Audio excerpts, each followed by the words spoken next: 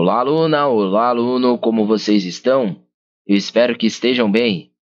Sejam muito bem-vindos a mais uma aula do nosso curso de Modelagem de Dados UML, trazendo a vocês um novo módulo a partir desta aula, onde nós iremos abordar um novo tipo de diagrama que também faz parte do grupo de diagramas comportamentais, e nós falaremos um pouco a respeito sobre diagrama de atividades.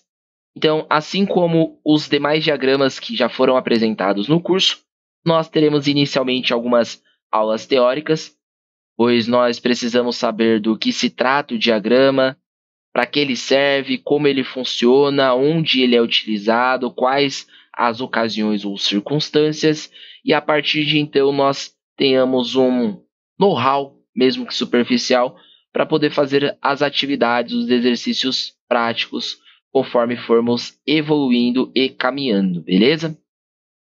Bom, então, eu sei que é um pouco maçante, mas eu trouxe um pouco mais de texto a vocês aqui, então eu espero que vocês tenham atenção, porque diferente do diagrama anterior no qual nós trabalhamos, que foi o diagrama de caso de uso, esse daqui já tem um pouco mais de complexidade, então realmente é necessário um pouco mais de atenção para poder entender, beleza?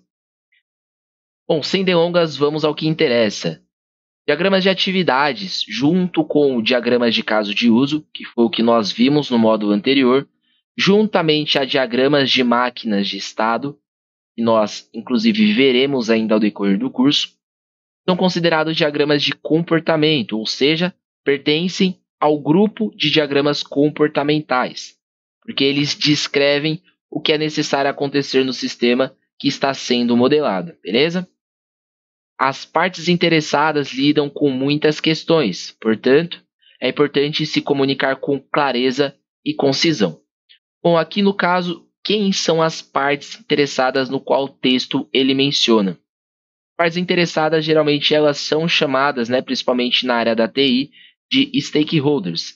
As partes interessadas, elas podem ser o usuário final, que muitas vezes vai utilizar aquele produto, aquele serviço, aquele sistema ou aquela funcionalidade que está sendo desenvolvida.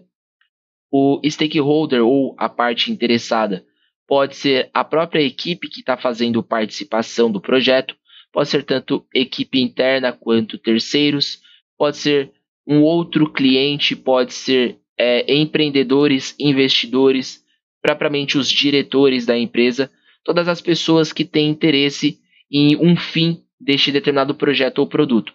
Seja o interesse benéfico em dinheiro, seja um interesse benéfico em otimização ou assim sucessivamente, tá bom? Então, sempre quando nós falamos em partes interessadas, nós estamos falando dos stakeholders. Inclusive, eu tenho um curso de análise e levantamento de requisitos de software e eu abordo bastante sobre as partes interessadas, ou seja, sobre os stakeholders.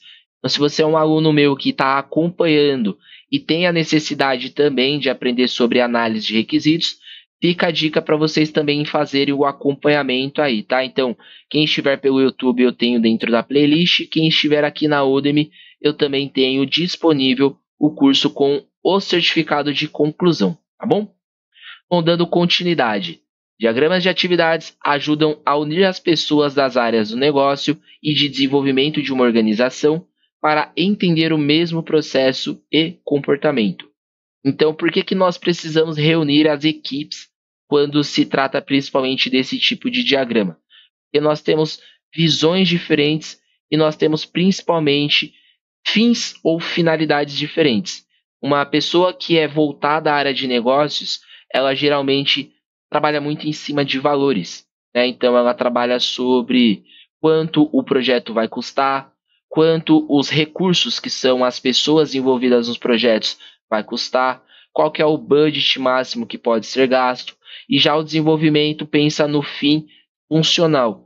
Então, sempre é interessante reunir essas duas partes, tanto a equipe de negócios quanto a de desenvolvimento, para fazer a discussão e chegar a um denominador comum, beleza? Bom, para criar um diagrama de atividade, é necessário um conjunto de símbolos especiais, obviamente, assim como os demais diagramas que nós já viemos a trabalhar.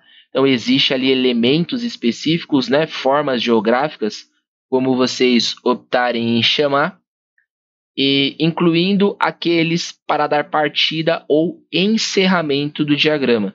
Então, já leva em consideração que quando você for criar um diagrama de atividade, você sempre terá de fazer ali um objeto de início para mostrar onde o diagrama ele está começando e também um símbolo de encerramento ou de término para mostrar onde é o fim daquilo, beleza?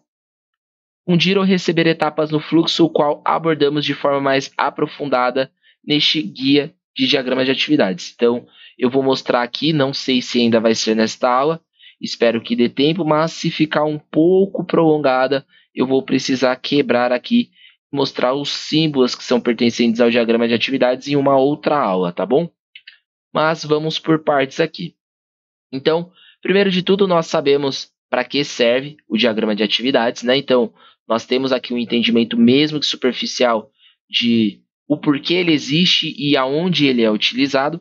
E aqui nós vamos falar também um pouquinho a respeito sobre os benefícios que ele traz, ou seja, por que é benéfico eu criar um diagrama de atividade e talvez não um diagrama de caso de uso, por exemplo. Ou por que é benéfico eu trazer um diagrama de atividade e não um de estado de máquina, por exemplo.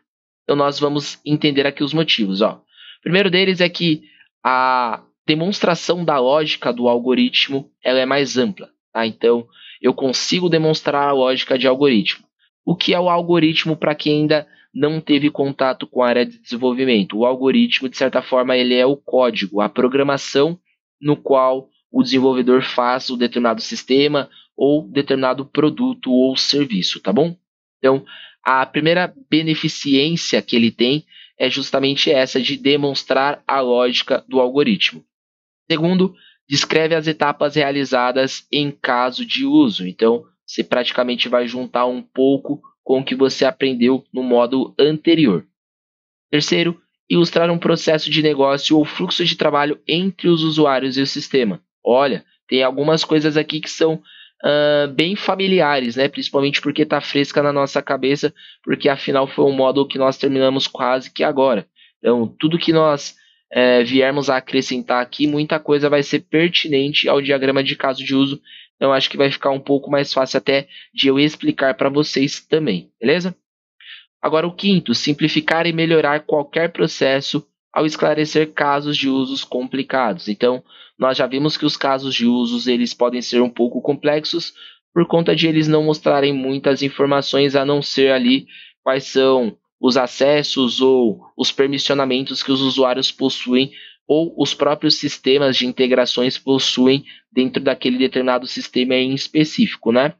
Aqui nós conseguimos ter um esclarecimento um pouco maior, um pouco mais detalhado, talvez até um pouco mais aprofundado também. E o último benefício aqui, né, de alguns que eu listei, na verdade, é a modelagem, né? Então, modelar elementos de arquitetura de software com método, função e operação. Então, vocês já viram também o que é método, o que é função, só não viram ainda o que é operação e cabe a mim explicar e ensinar vocês devidamente, né? Mas praticamente tudo que nós vimos em alguns dos diagramas que já foram estudados, praticamente nós vamos fazer algumas junções. Então, pegar um pouquinho daquilo, um pouquinho do outro e vamos formular um diagrama de atividades.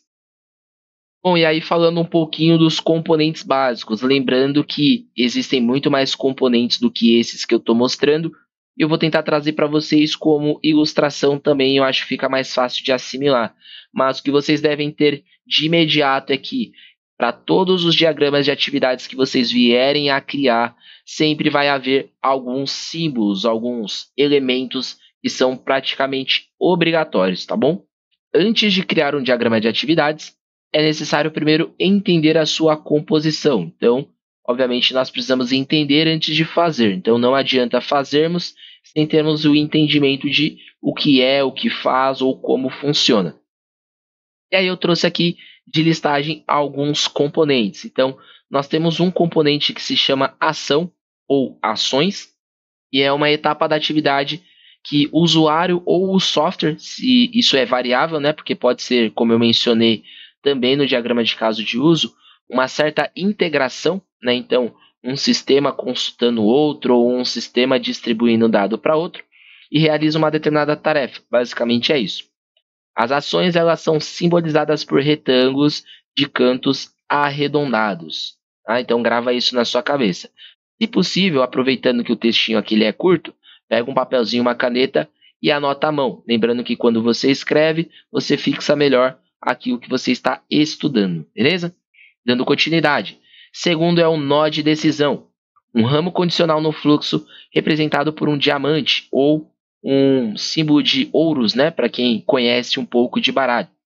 Inclui uma única entrada e duas ou mais saídas, ou seja, é um fluxo no qual eu vou fazer o direcionamento de caminho feliz e as exceções ou os erros que podem estar acontecendo, ou quais são as duas possibilidades para um determinado fim. Por exemplo, o que seriam duas possibilidades para um determinado fim? Eu desenhar um diagrama relacionado a aplicativo de comida e quando eu colocar os alimentos no carrinho, eu tenho várias formas de pagamento. Então imagina que cada um ali dos pontos desse diamante, ele possa ser um tipo de pagamento em específico. Uma ponta cartão de crédito, a outra cartão de débito e uma outra Pix, por exemplo. Beleza? Bom, fluxo de controle. Outro nome dado aos conectores que mostram o fluxo entre as etapas do diagrama. Então, o fluxo de controle ele vai mostrar etapas específicas, tem um pouco a ver com o nó de decisão, mas nós vamos ver isso em peculiar e em particular quando estivermos fazendo o prático, tá bom? E aí o nó de início ou nó inicial, que simboliza o início da atividade, e é representado por um círculo preto.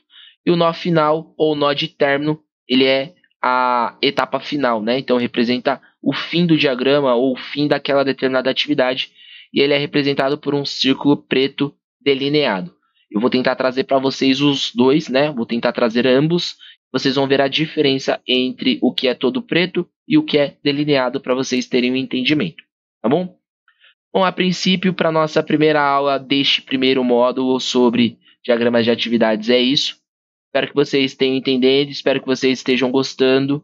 Eu gostaria de aproveitar para fazer um comunicado bem importante e bem bacana, principalmente para mim. O YouTube habilitou recentemente aqui no meu canal o Valeu Demais, que é aquele determinado joinha.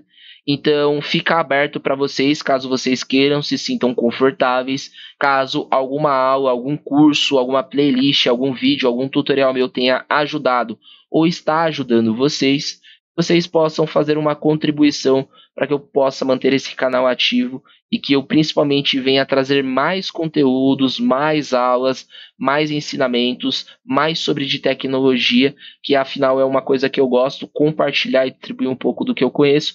Eu acredito que vai ajudar muitas pessoas, principalmente aquelas que não possuem condições de certificados, de talvez fazer uma faculdade, um curso técnico, às vezes tem difícil acesso a esses locais ou a cidade não permite.